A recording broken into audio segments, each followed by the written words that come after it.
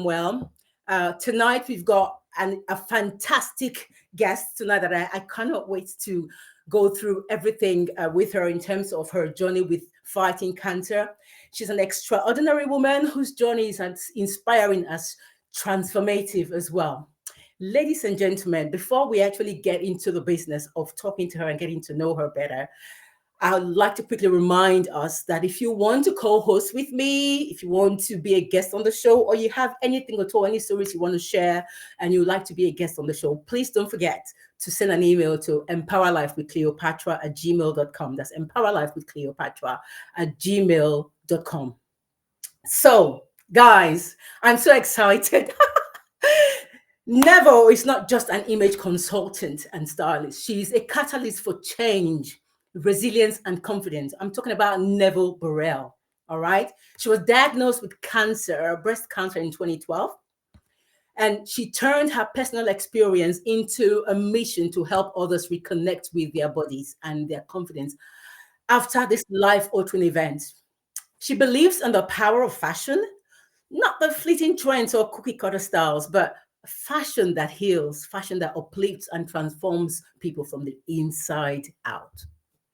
Neville sits on the board of the Federation of the Image Consultants International as their events director and has worked on impactful campaigns such as Breast Cancer Now's the Show, Future Dreams, Catwalk, and even worked on the runways of the London Fashion Week. She is also a proud ambassador of Black Women Rising UK Cancer Charity and has graced major platforms like ITV's This Morning Stand Up to Cancer and the CR UK campaigns. But what truly sets Nevo apart is her purpose to empower others to thrive, not just to survive. Her work is a testament to the fact that dressing is more than just a choice. It's an act of self care and a step towards reclaiming joy, confidence, and resilience. Ladies and gentlemen, get ready to be inspired as we welcome the phenomenal Neville to the show. And let's just dive into her incredible story and practical wisdom that will leave us all feeling a little bit more inspired today. So, guys, just help me welcome Neville. Hi, Neville. Hello, hello, hello. How are you? I am great. Thank you. What about you? How are you? I'm very, very well. Thank you. I'm very well. And thank you so much for inviting me to your show. Great. I'm glad that you're here. So, first of all, tell us a little bit more about your background, where you grew up, and what your life was like before the diagnosis. Oh, well, my background, I was born in the UK and then moved to Nigeria with my parents and did a bit of schooling there and then came back to the UK in my late teens. And since then, just been living life, study, working, and there. So that is sort of the life until my breast cancer diagnosis. So I've always been interested in fashion, in style, and right from a very young age, before I knew that there was a title called image consulting. And so that was how I managed myself, and then got to my stage in life, got married, and then this whole thing happened. I got this diagnosis, which was quite a blow. Yeah, But, I can imagine. But you when know, you got, was there a history of cancer or other health challenges in your family, or did that influence how you approached your diagnosis?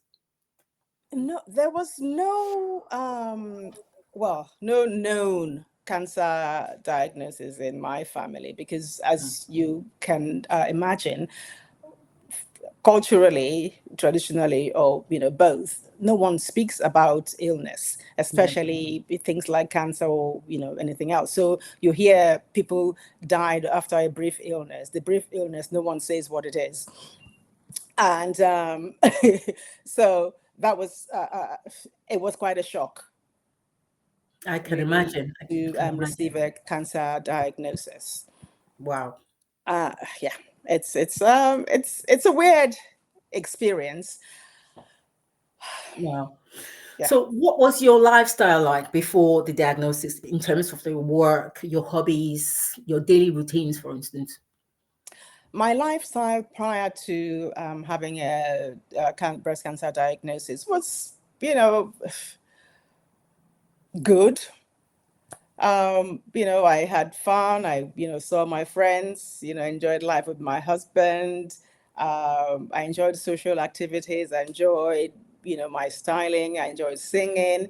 I was doing all those creative things. And generally, even my diet was fairly sensible.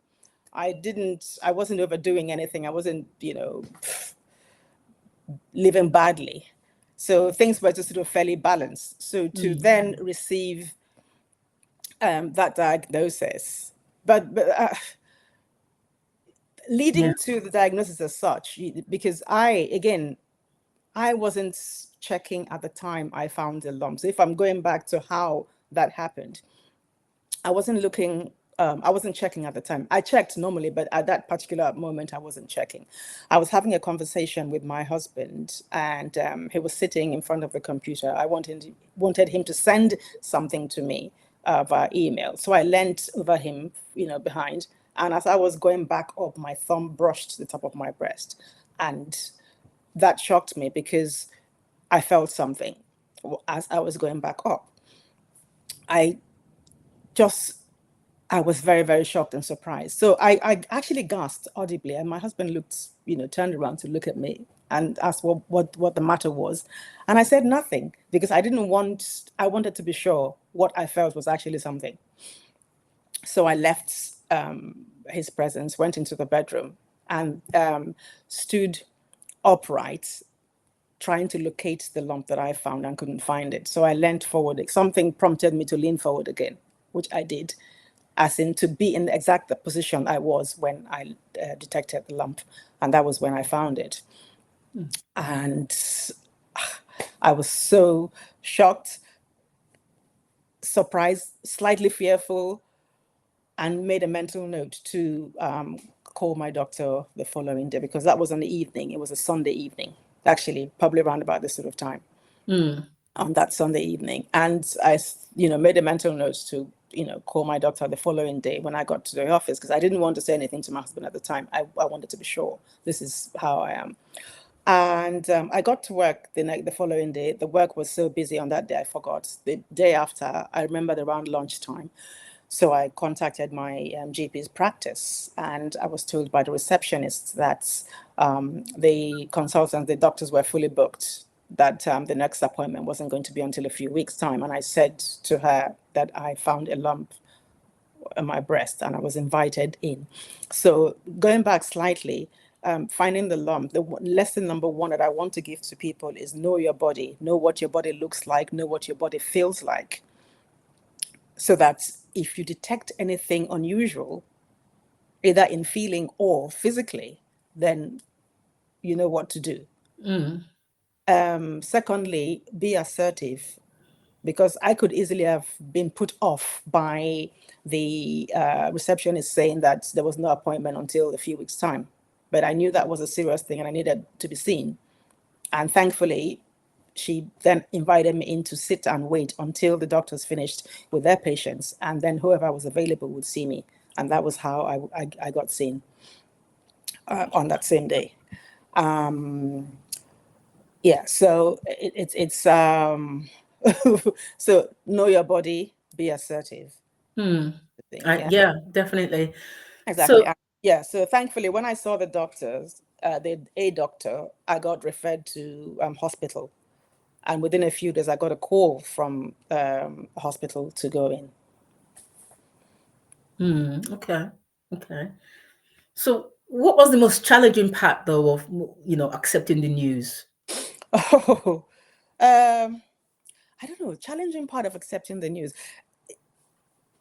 When I felt the lump, I knew instinctively that something wasn't right. My prayer almost immediately was, God, let it not be bad. So when I got the diagnosis eventually, a week after seeing the consultant at the hospital, I knew that was the case, but I hoped and prayed that it wasn't bad. So I didn't have a hard time accepting it. I was shocked, yes. I was surprised, when the news was delivered. My brain, my mind, in fact, it was an out of body experience. But the one thing I remembered from perhaps a few months or a year prior, there was this big news on one of the free newspapers in those days that treatment for cancer had come so advanced that people, as long as they found the cancers early, they survived, and treatment has advanced. So I remember that, and I clung on to that. The consultant also more or less, applauded me for acting swiftly. So that's lesson number 3. Act swiftly. Do not dilly-dally, do not wait. Okay. So, and he said to me that, the treatment is advanced, and I was very lucky. It was early. Well done for coming quickly, and, things like that. And that encouraged me. So here, remembering the front page about the advancement in treatment for cancer, breast cancer, and the consultant surgeon actually saying to me, well done for acting swiftly. We will do our best to, treat you, and outcome usually is better these days. But mine, was early. So that was a very sort of comforting thing. And I'm very, very grateful to be alive. I can imagine. I am here laughing and smiling. It was a traumatic experience. Yeah.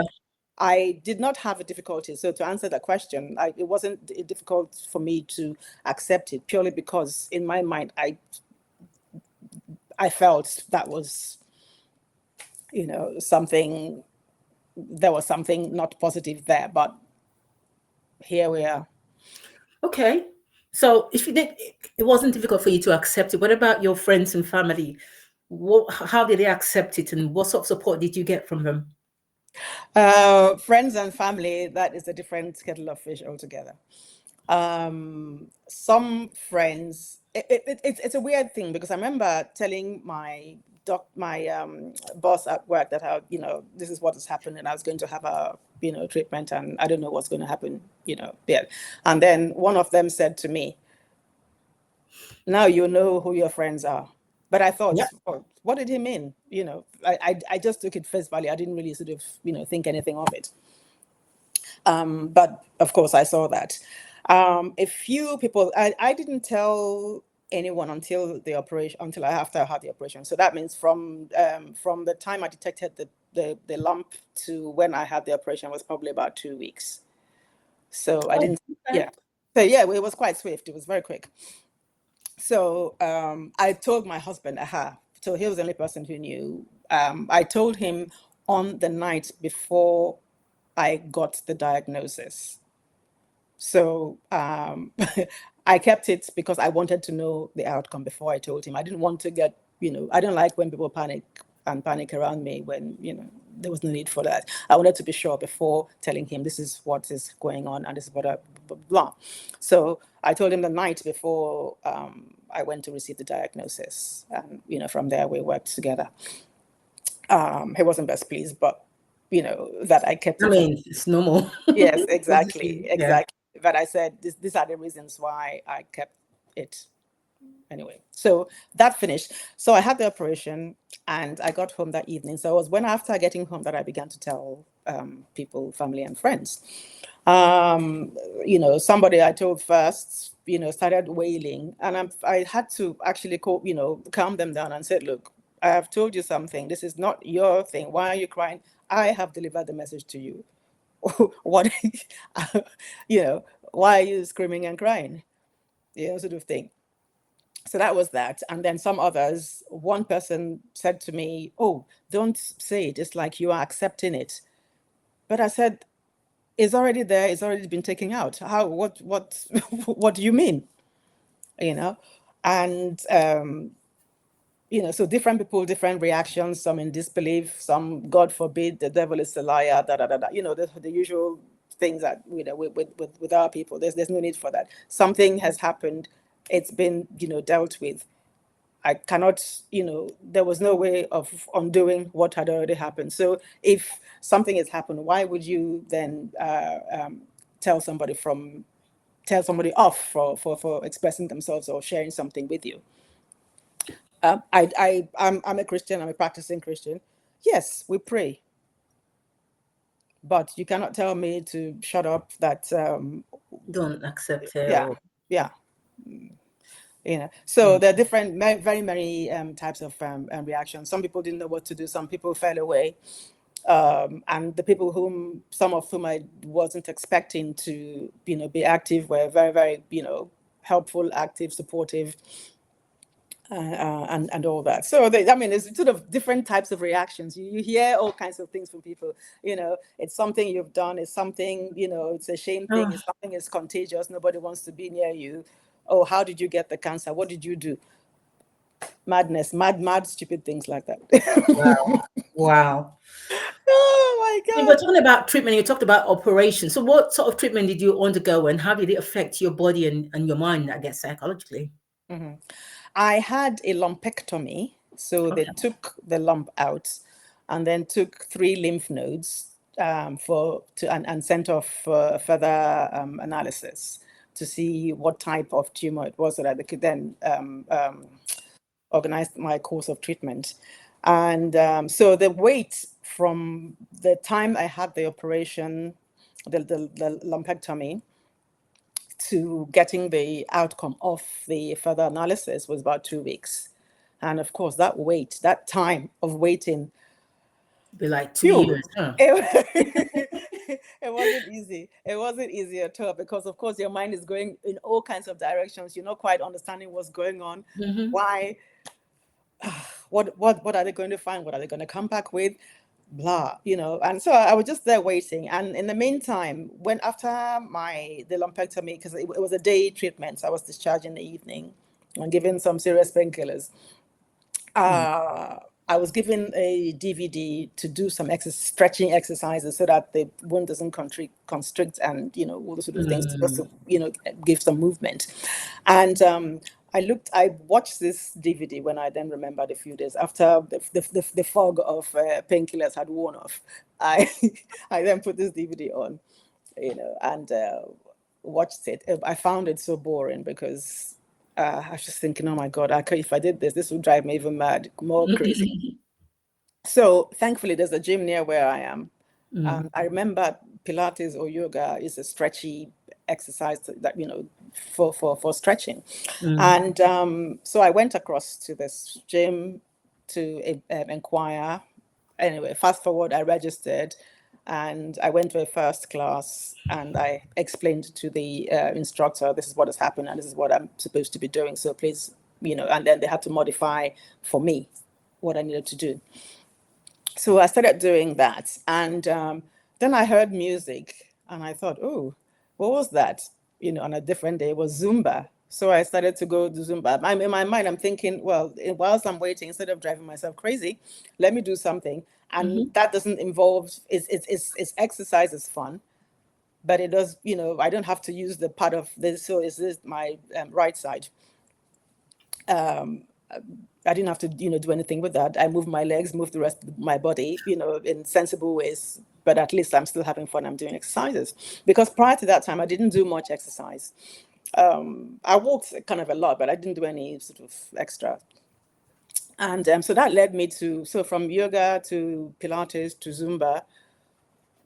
And yeah, so I just carried on doing that. And it came the time for me to go to my to get the results from my consultants. I went to hospital and he looked at me and thinking, what did you do? What have you been doing? I said, what sorry, what do you mean? He said, you look different. You're trimmer, you've lost weight. I'm like, oh, I know I wasn't big. I was kind of a size 10, I don't know, 11, 12, I don't know, whatever, something anyway. And I said, "Oh no, I just did exercise because thankfully one friend from one of my friendship group had breast cancer before, and so I Right. told her actually she was one of the other people I told actually yeah before I had the operation I spoke to her, and she gave me advice on how because I wanted to speak to somebody who's actually had the experience, and she's Nigerian as well, and I wanted to see a Nigerian person who had had that experience, and I've seen her that she's thriving. So, how was it? What did you do? So she was surprised after the initial shock and everything. She then told me, she did some exercises. She told me uh, what could happen in terms of, the fatigue, the all those things during the treatment. So I kept all those things in my mind. And that was actually one of the things that, drove me to, continue doing the exercises. So I, said to my doctor, my consultant, I'd been doing these little exercises, stretching and then doing some dancing. It's like, oh well, keep it up. And yes, that was that. And then he told me that there was no from the further analysis, the tumor was contained, and then there was no spread to the lymph nodes. So I was very, very happy about that, and that my course of treatment would be radiotherapy. So I'll have radiotherapy for a month, and then I will be on a drug called tamoxifen for 5 years. Mm. Tamoxifen is a estrogen suppressant because the type of tumor I had was estrogen related. Mm. And so they had to suppress that so that during that time of treatment, I didn't have, the estrogen running riot around my body. Mm. So that would then induce medical menopause. Mm. So I was on radiotherapy for a month, so going to the hospital every day for a Wow. whole month, yes. And that was when some of the friends who were the helpful ones, I said, I'm going to hospital for this period of time. Anyone who's available, let me know. And you want to come with me, and we'll finish treatment. We'll, have a coffee or lunch or whatever, Mm. depending. So I had some people who accompanied me, and yeah, so that was very good. And in that period, I saw a lot of my the friends who were good and helpful, and uh, and the one thing was when I spoke to my consultant, and he told me about my course of treatment, and then I then had an appointment to go to see the radiotherapy team. So before the treatment started, they would do like a tattoo to mark where the radio waves should target. So I Mm. went, yeah. So oh yes, so I did that. Yeah. So I had a tattoo which took years to fade. It's more like just like a dot, just a Mm. few dots. Faded a few weeks, a few months, maybe years later, actually. Mm. Yeah, so during that time, I was told, and it was midsummer, so the treatment was from mid-August to mid-September, and I was told to to ensure that I protected myself because people reacted differently to this thing. Some people's skin broke and, red, sore, and all kinds of things. So because of that, I needed to ensure that I covered myself, protected myself, from the rays and UV and all the sort of thing. So on the day that so this is kind of going into the fashion bit a bit. On the day when I was going to the hospital, it was, quite hot, a warm, sunny day. So I had a nice wide brim hat on, and I had a lovely white lace dress, and I just had some wedges, and I had my sunglasses, with my factor, everything, protecting myself. In my mind, that was my protection. Yeah. So when I arrived at Warren Street Station, my treatment center was at UCL, and I stepped out, waiting to cross the road to the hospital. I felt, eyes looking at me, and I was thinking, and then it suddenly occurred to me, oh my God, they're looking at all those things that I have on, and I mean, the items by themselves were sort of really nothing, but together they quite the effect, the look was quite impactful. But I didn't think of it at the time. Mm. So, and I thought, oh my God, they're looking in admiration of the things, of how I've put myself together and all that. But they have absolutely no idea what I was going through, where I was going, why I was covered, the way I was covered, where I was going. And that's opened my eyes a bit because I began to look around and thought, oh my God, this person who just walked past me, that person in the car, those people walking up and down in the street, what could they be going through? And that was a kind of a huge lesson for me in terms of judgment, how human beings, we see people with past judgment anyhow, and Yeah. you have no idea what's going on in people's lives. Mm. But because somebody has a face somehow, you think, what's she or he doing? Why is the face? And you're like, oh my God. Or people walk past, they don't see you. You have no idea what's going on in their brains. And Exactly. that for me, it was a huge awakening. And I think, why do we as human beings just judge people anyhow? Just you see somebody, you don't know what's going on, you just making your conclusions. Bonkers. True.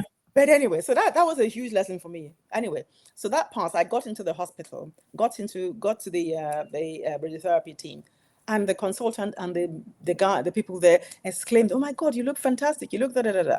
And I was thinking, okay, these people knew what I was going through, and this is the comment. Those people outside had no idea what I was going through, but the thinking was the same.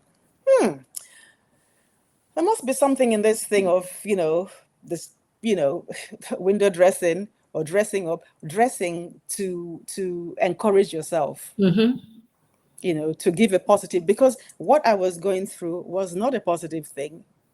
It was harrowing. It was a harrowing experience. It wasn't something to be, you know, Be excited about. exactly, and but because of how I presented myself, I did not look like, somebody who was ill or who was going through this sort of trying time. And that began to sort of trigger in my mind about, using my image consulting skills and using style as a tool for empowerment. Mm. It's anyway. Well, so that was the sort of thing. So that my treatment was, I had a lumpectomy, I had radiotherapy, and then I was then on the drug called tamoxifen for 5 years. Okay. As I said previously, that is a estrogen inhibit suppressant. Mm. So that was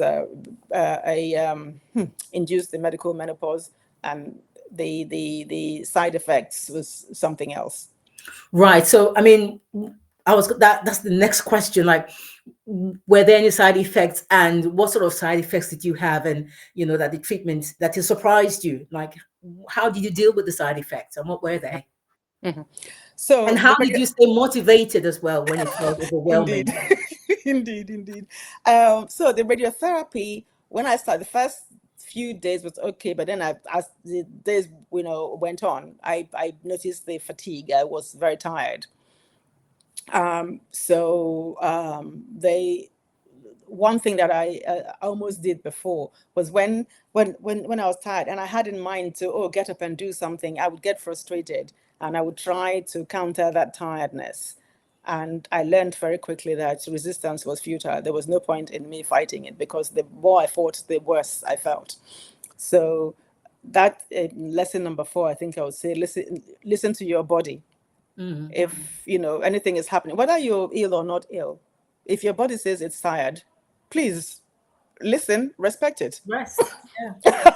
Self-care is very, very important. It's Mm-hmm. crucial for our overall well-being. We cannot play with self-care. We need to take it. Mm-hmm. So that tiredness from the radiotherapy and the fatigue was something completely different. So I learned that whenever I felt that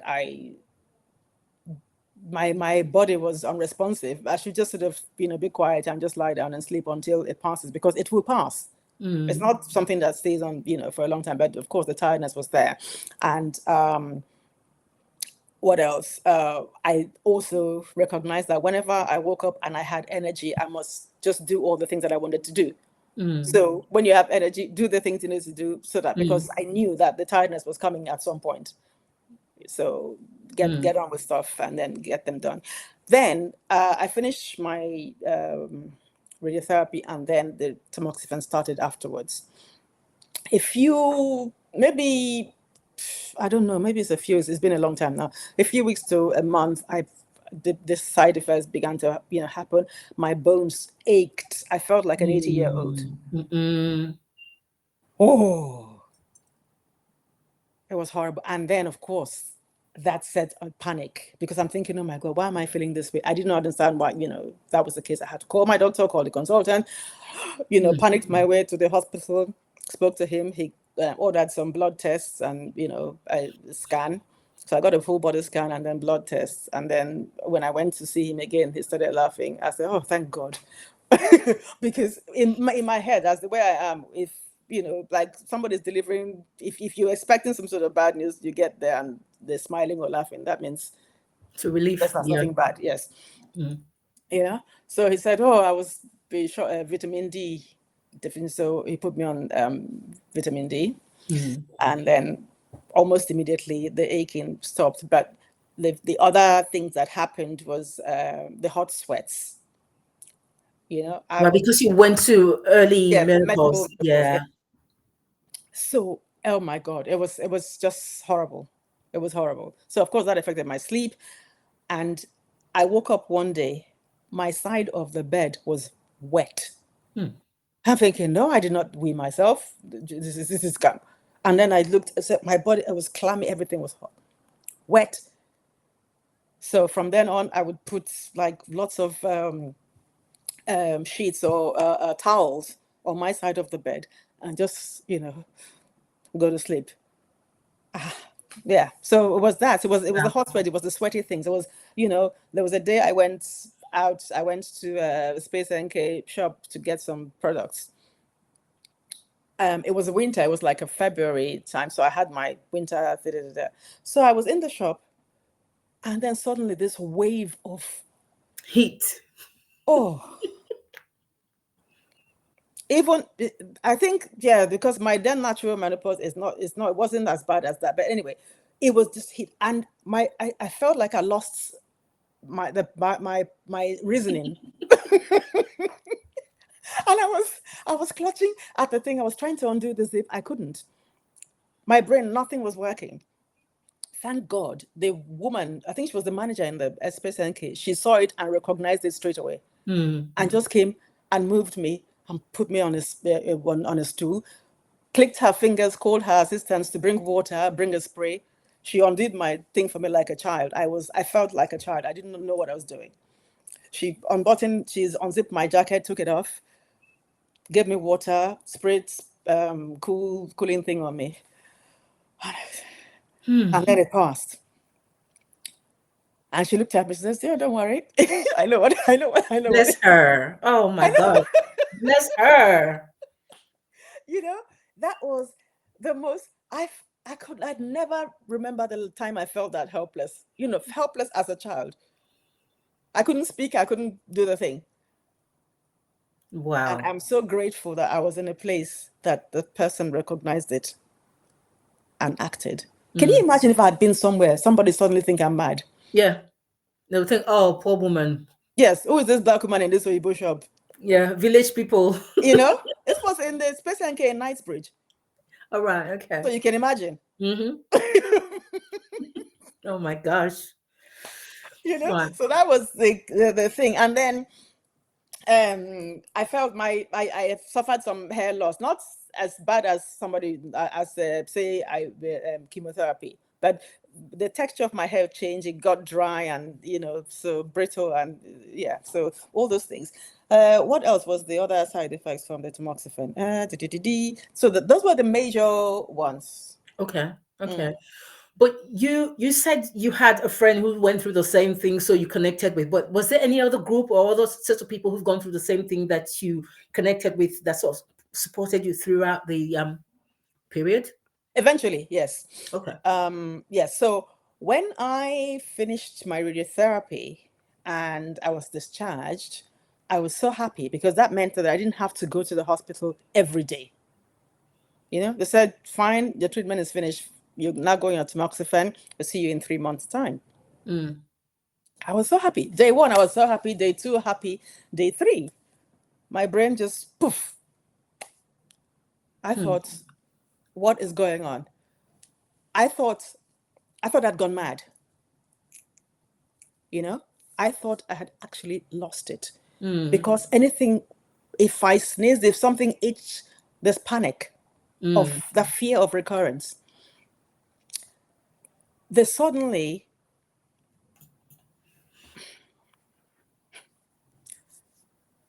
eh, Come down, you'll be right. it was as though I had gone mad. I couldn't understand what I was feeling. Thankfully, I had the presence of mind to contact my breast care team. And the woman I spoke to, again, when I came on the phone and said, "Look, as something strange is happening. I don't understand it.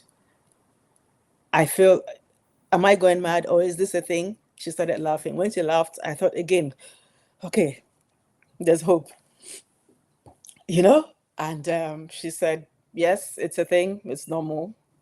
I've been expecting you at some point, but, I was waiting Okay. for, Okay.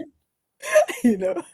And that was the first time I understood what PTSD was. Mm. I thought up until then that PTSD only affected soldiers People in who the were, army. Yeah.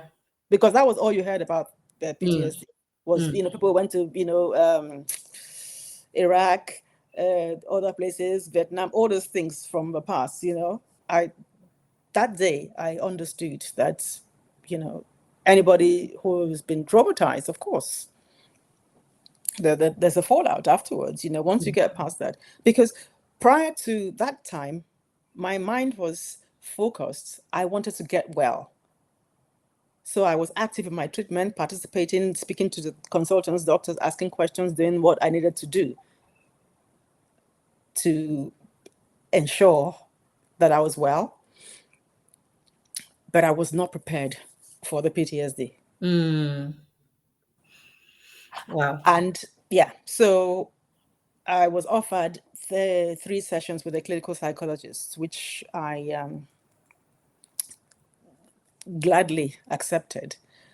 And I spoke to this lady, had 3 sessions with her, and she helped me with managing, my thoughts, to deciphering what is real, what's not real, what is, all those sort of things, and yeah, thinking helpful thoughts and ways of ensuring that I care for myself properly and speak about the experiences or the challenges I was facing. And whilst I was sort of speaking to her as well, during the times that I had with her, she also recommended peer-to-peer counseling, because I did ask, you know, is there a place where what else I can sort of have other people to talk to? So she referred me to these peer-to-peer counseling. So I went to 2 different groups Okay. in the early times. So one was run by Macmillan Center, which is where I was, my breast care team were, and one was run by breast cancer. In those days, they used to be called breast cancer care before they became breast cancer now. Mm. So they had this breast cancer, that time care had this group called Moving Forward, and Macmillan had the one called Hope. I've forgotten what the acronym stands for. Mm. I think help overcoming something something, and and yeah, so I attended those 2 groups, and the one thing that I noticed was that I was the only Black person there for quite Interesting. so that was what sort of Interesting. prompted me to start thinking, okay, I'll ask the facilitators. I said, "Look, I'm grateful. It's not a thing. I'm not making a negative anything out of it, but that was the Mm. observation." So I asked one of the facilitators, why is it that there were no other Black people there apart from myself? And what she said to me took me aback, but I found out that we were hard to reach. So they're like, "What do you mean by hard to reach?" She says, "Well, they've tried Mm. to do outreach, they've done all these things, but would I be," and they were actually thinking of doing another one, "would I be interested in helping with that, and sharing my story?" So that was how come I began to share my story. Oh, right. Okay. Yes. So, and before I forget, so the one thing that I think lesson 4, seek help and accept help. Mm. Counseling, all those things, They're not dirty words. They're very, very important. They're very helpful. Mm-hmm.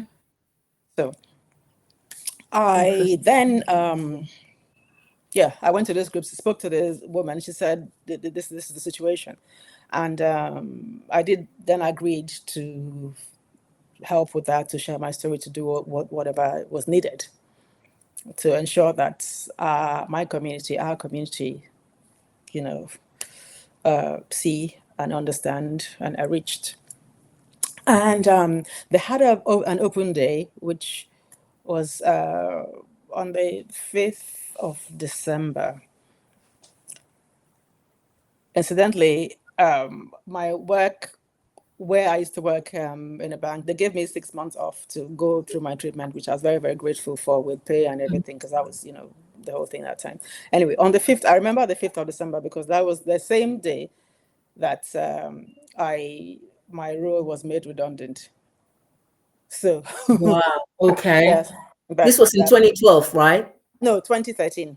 2013. Okay. Yeah, because from 2012 June to December, I was undergoing treatment, active Right. treatment, Okay. and then I went back to work on the 1st of January, or whatever, the first working day of January 2013. Served the whole of 2013. Then 5th of December was when the role was made redundant. But yeah, so that which was it was fine. Um, so this I went to this open day at Peckham Library with all the medics, with nurses, with consultants, with all kinds of everyone there, trying to see how we can get to the bottom of these things and make this outreach to Mm. reach the community. And the things that I heard as reasons for people not engaging or coming into all this, either following up with treatment or going to the doctors for a checkup, things, cancer is not of God. It's something you've done, something your forefathers have done. You kidding? Really? Oh my God, you exactly that. That was my reaction too. Wow. This was the reasons why people have given for not doing any of these things. And many more. And then they gave examples of people who have had diagnosis, refused treatment, and said they were going to mountain of fire to pray. Okay. And then they went and they prayed.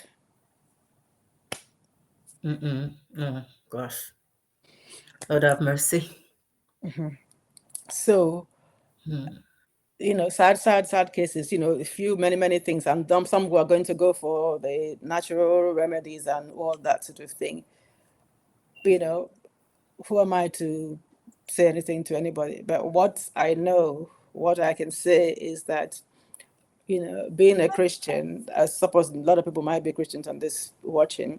I'm a Christian, practicing Christian. We believe in creation. So God created, and then He gave wisdom, and He gave us brains and things. So the consultants, the scientists, the anesthetists, the researchers, the surgeons, are we saying they're of the devil? I mean, really, seriously. Because there are Christians amongst them, even if they are not. God gave all these gifts for us to actually use our brains and pray and connect with God. So it does say faith without works is dead. So you cannot have faith and then you're not doing stuff. Okay. I mean, don't get me wrong. And there are cases where people had cancer, and faith and prayers and everything. They went back again after it's been confirmed that some of them were actually in their stage Yes, 4 or yeah, whatever, yeah, I've heard and then they got healed. So I'm not taking anything away from exactly what I what said. God can do. You Exactly. know, He can But still heal. Yeah. as well, God gave us physicians. Mm. I think the two can work together. As is what I'm saying. They should not be mutually exclusive. But then again, I believe in faith. I believe, you know. So, but these are the things that we hear from time to time. Mm. So there are a few people whom we've heard of that have had this miraculous, unexplained, fantastic outcomes. Mm-hmm. Honestly, I am very, very pleased about that. But they're a handful of people. They're few. Mm. Uh-huh. So everything, we need to use everything. I'm not saying I believe in prayer, so why should I say prayer should be thrown away? No, I'm not saying that. I'm not advocating that. Nobody should misunderstand me, please. Yeah. I mean, both walk hand in hand. Exactly. That is the Yeah. point. That is the point. So I then yeah. So we had the listings. I heard all these things, and I heard all the outcomes of some people, and whatnot. I know somebody recently too who has gone, and the outcome has been different because positively, Mm. there's been prayers involved, and it's fine. So I don't disbelieve that. And Mm. I'm not brushing that away. I'm not saying that is, not a good thing. I believe wholeheartedly it's a good thing. Mm. So let's be clear. Mm.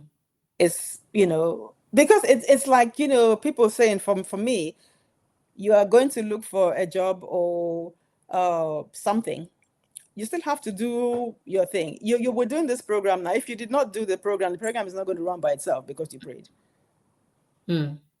So that's more or less the thing I'm saying. So this talk now led to me and a few people helping with outreach. How do we get in people involved? And the one thing I was saying as well was that there doesn't seem to be, especially when they're doing campaigns and stuff like that, there's no representation of people. So of course, if you don't see, then Mm. you feel that this is nothing to do with you. Mm. Do you understand? Mm. So that's the kind of the sort of thing. So if you see you're seeing constantly seeing Caucasians on screen, talking about this or doing that, and then you're not seeing any of people who look like you, then of course you think it's a white disease. It's not doesn't affect us. Mm. And if we know, if you actually think back, and everyone also think back to long time ago, when you've heard of people at home, they've passed on, or they've had died after a brief illness. What is the brief illness? Nobody's saying about it. Nobody's Mm. talking about it, or they just say it in that sort of quiet, hushed way, and then that sort of breeds fear. So that, because I felt it too when I received the diagnosis. I'm thinking, oh my God, am I going to, am I going to die? You know, because that was the bad news that you kept hearing. You never Mm. hear anything. And I wanted to see, and I said to these people too, when we eventually started talking and making trying to work on the outreach. I said I wanted to see Black people who've actually come past their treatment, who are thriving, who are living life, Mm. you know? And that was how this whole thing happened. Because if you don't see, then of course there's that constant fear. Not every Mm. outcome is good, but you still need to see the positive outcome to give you Yeah. hope Yeah. in anything in life. Yeah. Absolutely. If you're doing business, you want to see somebody who's made it in the track that you're going to, so that encourages you to want to do something. Mm. So we formed this little group anyway. And I was saying, we need to go into churches, we need to go into community centers, we need to let people, hand out things to people so that they are aware. Make sure that, because of the way, culturally we are, and not, coming up or not wanting people to know this or that, understandably, for whatever the reasons are, I'm not, diminishing anybody's experiences, because that would be wrong. But to make it easy for people to go to the checkups, to understand um, what to look out for, symptoms and the likes of it, so to get people there, getting people to understand about, counseling, about talking to, about, being open with your doctor, not being cagey when a doctor asks you something. I've heard all kinds of things. So these are the things that I, walk to. And I pointed out also about the representation, because when we see leaflets, or in the past, now it's a bit different because this work has been going on, so it's changing a bit. We saw leaflets in the past, there's no representation of us and everything, and it's quite difficult to connect with that. Yeah. So we were working, and then at the next sort of meeting, they brought some pamphlets that they'd done. And on the pamphlets, there was, a white person there who looked, lovely and things, and then they put the black person image there, and it looked miserable. It looked, like battered and wounded. And I said, look, this. And they said, oh, they've done representation. I said, well, but look at us, the people who are here with you. Do we look like that? I said, this is what you put that causes fear in people. Because people need to see, not, necessarily jolly smiling, but living life after. Yeah. So thankfully they changed that, and they put another image there that looks, encouraging. Yeah, actually, talking about that, let me play one of the videos where you were talking about cancer research. All right, so my name's give me Nevo, 1 second. and I'm here today thanks to your support that enables Cancer Research UK to continue their life-changing work. In 2012, I was diagnosed with breast cancer. It was one of the toughest times of my life, but the treatments I received were a result of years of research. Every discovery, every new therapy, it's all because of people like you. Together, we're beating cancer. Thank you for your support. Well, there you go. Yes, Was it after you had that conversation with them that you did this ad? No. This was a few years. This particular campaign was done. The shoot happened last year. Okay. In my choir, so that the choir, the place there, that was the choir that I sing in.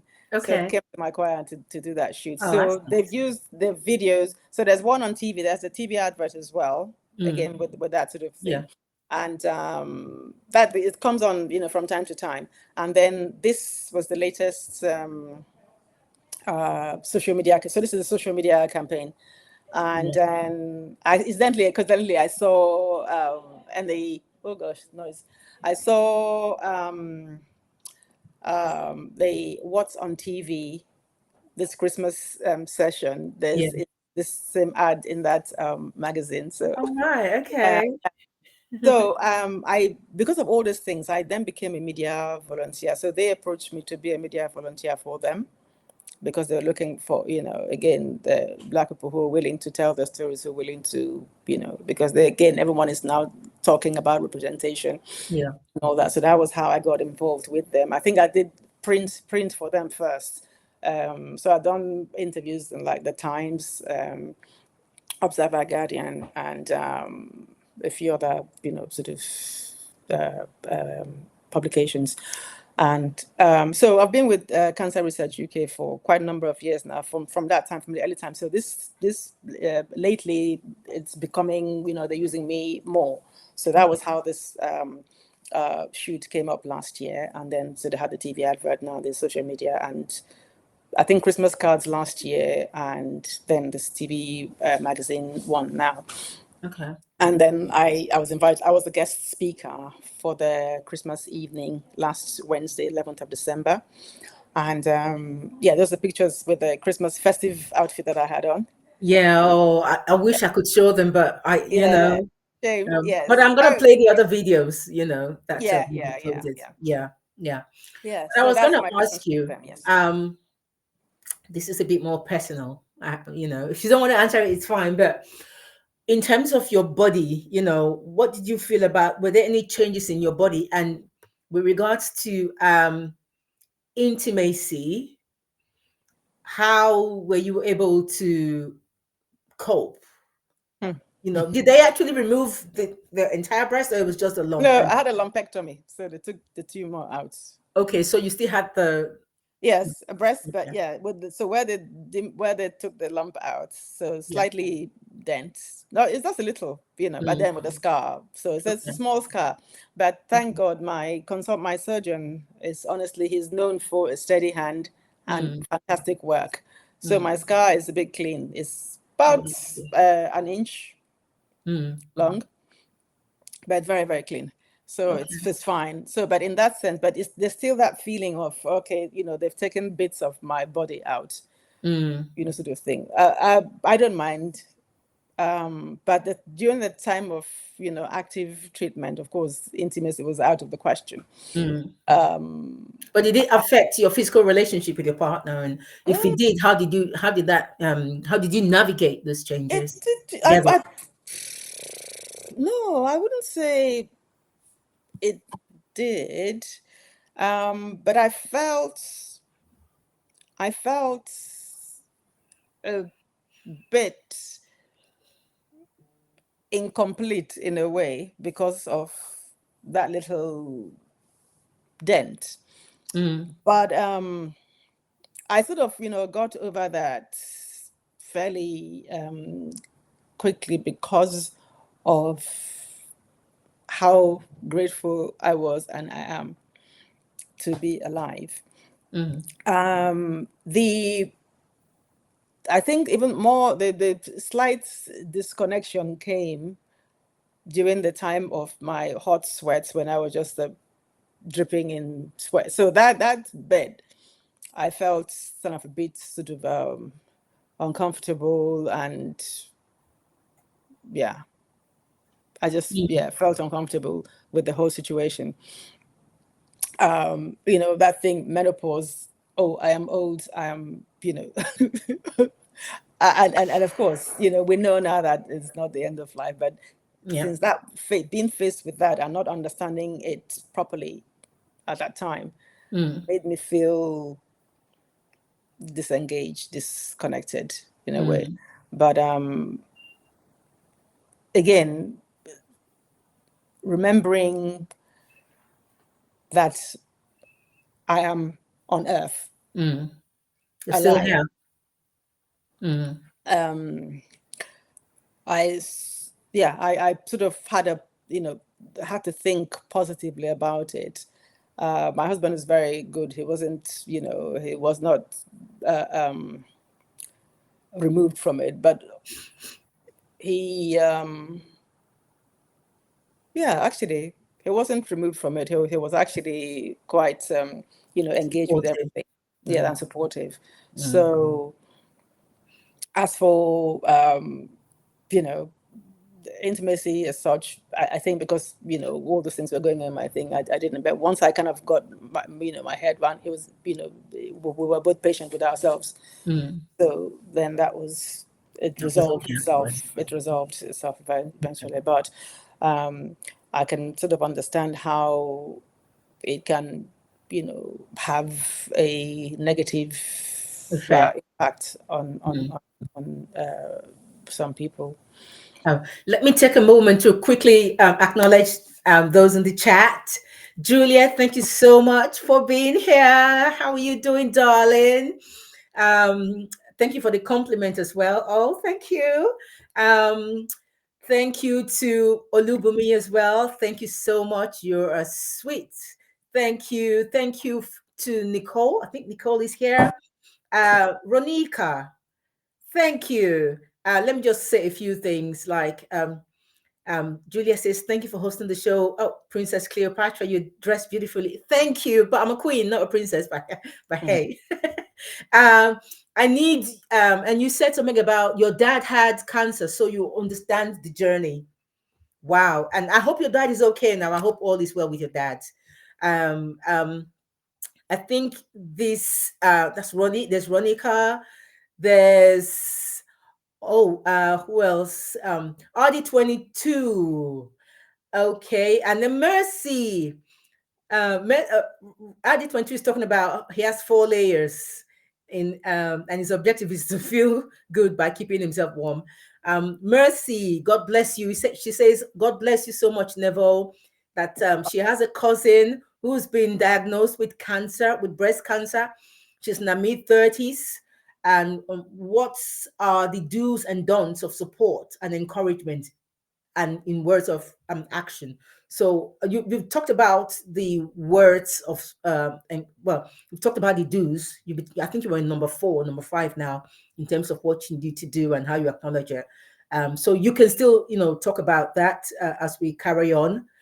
Yeah, and then it's surprising that vitamin D can do everyone in the UK. What vitamin D can do everyone? It's true because I take it. I take 2,000 milligrams every single day. It's really important. Yeah. Yeah. Yeah. So yeah, let's carry on. I am acknowledging the time. We're already 1 hour into the show. Yes. Yeah. And as I'm at an event, I need to get off at some point very soon. Yeah. Yeah. Yeah. Okay, so for others experiencing similar challenges, what advice would you give on maintaining emotional and physical closeness with your friends and family in such a difficult time? And how has this experience, I know you mentioned it earlier on, changed your perspective on life as well? Yeah, I think to maintain, you just, I think talking and being open and having a trusted social network, I think is very, very important. And we all have sort of different, types of friends. So you need to know who is good for you for different things. So having a good social network, trusted people that you can actually talk to and talk openly with, is very, very helpful. And that will be very beneficial to anybody emotionally and, yes, mentally and, emotionally. We need that kind of support. We need people who have our backs. We need people who would let you talk and not jump in and tell you what you should be doing or shouldn't be doing. You don't need that kind of people. Yeah. You need to manage people's expectations. Don't think, because I think what I got a lot that time was, people who came to see me, of course, didn't know what to expect because they've been seeing things in Hollywood movies and all kinds of movies who show, all kinds of negative things about when people are diagnosed with cancer or gone through treatment. It's not always like that. Very rarely that way. And so they were quite surprised, to see that I was sort of, moving about and doing things to the best of my ability. And doing things to the best of your ability, when you if in terms of exercise or whatever, do what is within your ability. Do not get frustrated because you couldn't pick up a paper. It's unhelpful, it's unhealthy, it's not necessary for all that, So it's managing people's expectations, saying no confidently. Don't feel that, and because people thought, oh, well, you finished your treatment, therefore, you are full. I You should be didn't. fine. Yeah. Exactly. Although I was, going up and down, I wasn't fully the fatigue. It lasted years. So many things. The trauma. The Is emotional trauma. Yeah. Exactly. So it's something that you need to sort of be careful of. So a good network of people around you, manage people's expectations. If you can't do, you can't do. People pleasing should be out of the window. You can do what you can do. And if you need help, ask for help. Okay. And talk about, dressing and styling. And, not when I say dressing up or, get dressed, it's not, it doesn't have to be OTT, basic, simple things. Wear the colors that, make you look fantastic. Even if the days when you're feeling down and, lethargic, even if you're wearing a hoodie and a tracksuit, but make sure that the color that actually make you glow, a little bit of, you don't have to wear any makeup, small earrings, something, just, do the best you can for your ability at the given time. Yeah. But if you have things like, good colors to wear, then that gives you a lift instantly. That boosts, so you don't feel as though you're tired. If anyone who's gone through chemotherapy, they've lost their hair, you don't always want to wear a wig. You wear a hat, colorful hat, and when the hair grows back, it's going to be, it's obviously growing short. Do all kinds of, funky, nice things with it. Yeah. Wear some, makeup. People lose eyebrows and eyelashes. Of course, you can then put, sticky eyelashes on. You can pencil your eyebrows. Wear some makeup. It doesn't have to be you don't have to even wear makeup. You just have to, clean face, moisturize, do the eyebrows and put lip gloss. And you're Something good to simple, go. because during the time of treatment, your skin can be sensitive. So you don't want to, traumatize it with harsh things. Too You many want, things, yeah. yeah. Yeah. So it's just, simple things. Have good people. Do the things that you love to do. If you like walk and walk, if you like sing and sing, if you like reading, do the things that make you happy. Look after yourself. Yeah. Sleep. You know, Robin says, I don't think I have any color that makes me glow. I don't know about that, Robin. you will do. You just don't know which one. That's the Exactly, yeah. exactly. So that's where people Maureen, like me come and you do color analysis. We find out what looks good on you. Yeah. exactly. There you go. Maureen Lyokun, thank you so much, my darling sis, for being here. And she says, indeed, God heals and makes whole. But I don't think it's advisable to refuse medical treatment after Exactly. diagnosis. Even the Exactly. Bible states it clearly that the sick should seek the help of a physician. Hallelujah. Yeah, absolutely. And Mercy agrees and says, as believers, we must know that scripture says all things work together for those who believe. So we must be led and still apply faith for healing through God using practitioners. Exactly. 100%. That's all I'm saying. That's all Yeah, I'm saying. 100%. 100%. Okay, listen, there's so many questions I wanted to ask, but I'm looking at the time. So I'm going to just cut the questions short in righteousness and talk about, we've already talked about your faith and stuff like that. But let's talk about other things that you're doing now. I know you've been involved in Fashion Week and stuff like that. So I'm going to just play one or two more videos about some of the gigs you've been involved in, and you can tell us about them. My name's So Nevo, listen to this and one. I'm here today thanks to your support that enables Cancer Research UK to continue their life-changing work. In 2012, I was diagnosed with breast cancer. Oh, that's the My wrong name one. is Nevo Burrell. I'm an image That's the wrong one. consultant, Let's play stylist, this. and a breast cancer survivor. I'm making a short video on how to rebuild confidence using style. Have you been traumatized by breast cancer? Has the experience and treatment left your body unrecognizable? Have you lost confidence as a result? It can be challenging to think about dressing well during trying times. However, where there is life, there is hope. How do you rebuild your confidence?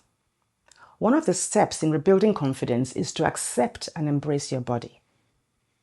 Look at yourself in the mirror naked. Trust me, it's hard, but it works. Tips. Wear your best colors and you will look better, even if it's just a comfortable tracksuit and hoodie on days when you lack energy. To look your best, you needn't be suited and booted. I can help you find the best colors if you don't know what to choose. Find your style. Know your body shape. Do not save your clothes for special occasions. Wear them. Dressing your personality and lifestyle will improve your self-confidence. Use your clothes as tools for empowerment to face difficult days. Wear accessories. Get colorful jewelry, scarves, hats, leather, full leather belts, bags, and footwear. I'm here to help.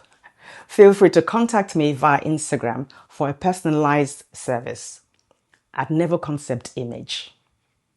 Remember, you are not alone.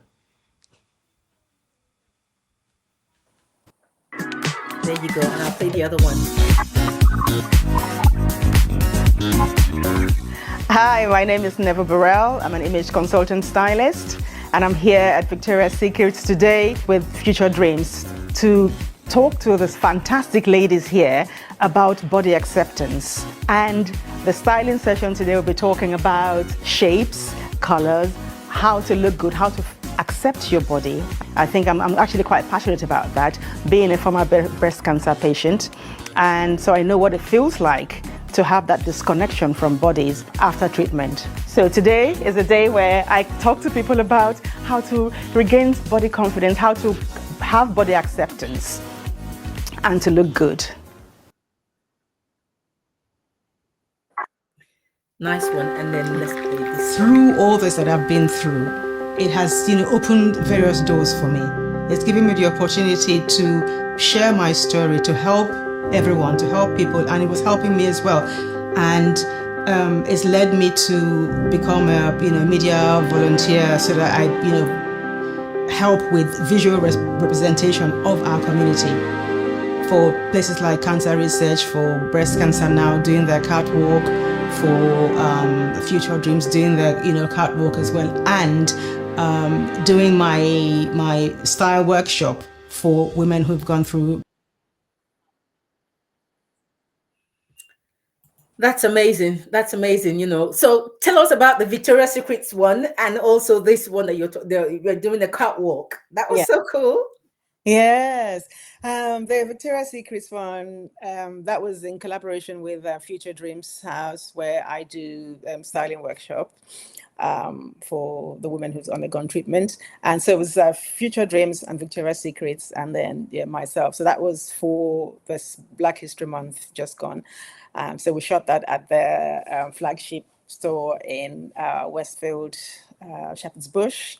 It was a fantastic morning. We just we had talks. There was a fantastic panel there giving sharing their stories and giving advice, and good audience engaged. And after the panel session, we then did I did the style thing with a few people, and that was fantastic. It was because of my connection with Future Dreams, and talking about body acceptance and the dissociation from body, and then using style as a tool for empowerment. That was how I got invited to on that collaboration with them and Victoria's Secrets.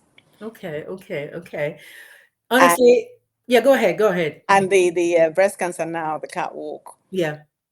When I finished my treatment, I began to sort of talk about helping behind the scenes, and which I did. I did behind the scenes dressing for 2 sessions, and then I thought to myself, well, I'm doing behind the scenes, and it'd be nice to sort of have the full experience, as in the giving and the receiving. So then I applied and got onto the catwalk show last year, and it was a fantastic experience. That was I suppose, my debut on the catwalk. So that was really very good. It was a fantastic experience, and the big red dress at the end. Oh my God, I wasn't expecting that at all. That's beautiful. That was just amazing. And so that's how I got there, and so still engaged and connected with them. And then did during the Fashion Week again last year for Adebayo Jones and another a designer. So yeah. What about the ITV one? The ITV. Oh, this morning, yes. So this Yeah. morning was last October, and they contacted Breast Cancer Care to that they wanted a model with experience for that segment, and they showed them that catwalk thing, and I was invited in to do that. So that was how I got on that. So I'm now kind of one of the This Morning models who will probably be appearing from time to time. Okay. So is there a mantra or a quote or a belief that kept you strong during this fight? That's the last question. And if you could summarize your experience into one life lesson, what would that be? I'd say it was a life-changing experience for the better, in a very, very strangely, because I mean, of course, no one wants to, have the experience of being told that they had breast cancer and then go through treatment. But it has worked out the better for me. I don't know, it's changed my life in a positive, and because I'm doing all those things that ordinarily I wouldn't have done, or may have taken quite a long time to do. Some of the things I wouldn't have done in terms of being a breast cancer advocate and all those sort of things. I probably wouldn't have done that. And it's evolved my styling business in a way, because I'm combining now. It's a proper, it's not a fashion for fashion. It's using it as wellness. It's using it as, I'm talking about body acceptance and resilience and growth and post-traumatic growth. This is one of the things that I learned. I did a video on resilience, and during my research, I came across this term, post-traumatic growth, which is, I believe, is what I'm experiencing. And a few people who have been traumatized and come out doing things like, writing books or whatever, that is post-traumatic growth. So it is life-changing. In my case, for the better. And helps me also to, keep away from, things that don't serve me, my mind, my spirit. Mm-hmm. Mm-hmm. Okay. So, and it's what I want to say to people again. You are not alone, and that is true. There is help everywhere. It may not be. I know sometimes we want to stay with our people that we know where we're comfortable, but if they're not good for you, there's no need to be there. Mm-hmm. Seriously. That's true. No negative energy around you at all. That's Exactly. that's one thing I try to avoid. No negative. I can't stand that. Exactly. Got to Exactly. have a positive attitude to Yeah. around you to, Yeah. all the time. Mercy says, wow, such a powerful tip for image consultancy for those struggling. This applies even to those with any kind of physical disability, Yes. scarring, or even those with mental health issues. Everything. So it's people with body issues, body acceptance. So you have body acceptance. Anybody who's been traumatized by either illness, life changing, in physical changing, um, loss of confidence for any reason, and you want to regain your confidence and accept your body, whatever size you are, you can look good. You just need to know what looks good on you, and you need to dress for your lifestyle and your personality, not copying people because something is on trend, you have to wear it. Not Yeah, everything is for you. true. Very true. Very true. So yeah, I mean, wow, what can I say? What an incredible, inspiring conversation Oh, with you, well, Nevo. thank you. Your Thank you. story Thank of resilience and your dedication to empowering others through fashion is truly remarkable. you. And guys, if this has inspired you today, don't forget to share with someone who might need a little hope or encouragement. So, guys, please oh, by the way, thank you to all those who subscribe. I've hit 1,000, the 1,000 mark. So keep Hey. subscribing. Remember, guys, empowerment is a journey that starts with small steps, like choosing self-care and embracing who we are. Mhm. So if you want to connect with Nevo or learn more about her work, go, just check her out. Tell them where they can find you, Nevo. I know there's Nevo Concept on Instagram. Yes. Go ahead and tell them how they can connect with you. So you can find me for those who are on Instagram, Never Concept Image on Instagram, and then neverconcept.co.uk, and then a website, and then neverconcept.co.uk email. Okay. Perfect. Guys, thank you so much for joining. It's All been such right. a great time with you. And honestly, I really appreciate it. And my parting words to everyone who's been here and who will be looking at or watching this later is be bold, guys, be kind, but most of all, be inspired and be empowered, right? Neville, thank you so much. Everybody, thank you for joining and have a lovely week, guys. Take care Thank and bless you. your Merry heart. Christmas, everybody. Merry Christmas, everyone. I should have had my hat, but I'll have that next week, okay? Yeah. Okay. Bye, guys. Take care. Bye-bye. Bye-bye. Empower life with Cleopatra. Awaken the best version of you. Unlock your true potential. Empower your mind, body, and soul. Live with intentions, live with a purpose. Empower your dreams, make it happen today. No matter your age, rise and shine. Live boldly, live authentically. It's your time to rise and shine. Empower life with Cleopatra. Awaken the best version of you.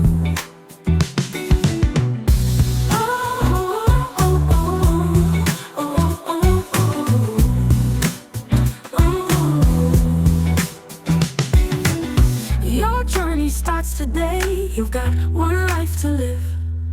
Love yourself, be kind to others, break free and let your spirit soar. Empower life with Cleopatra. Will help you awaken the best version of you.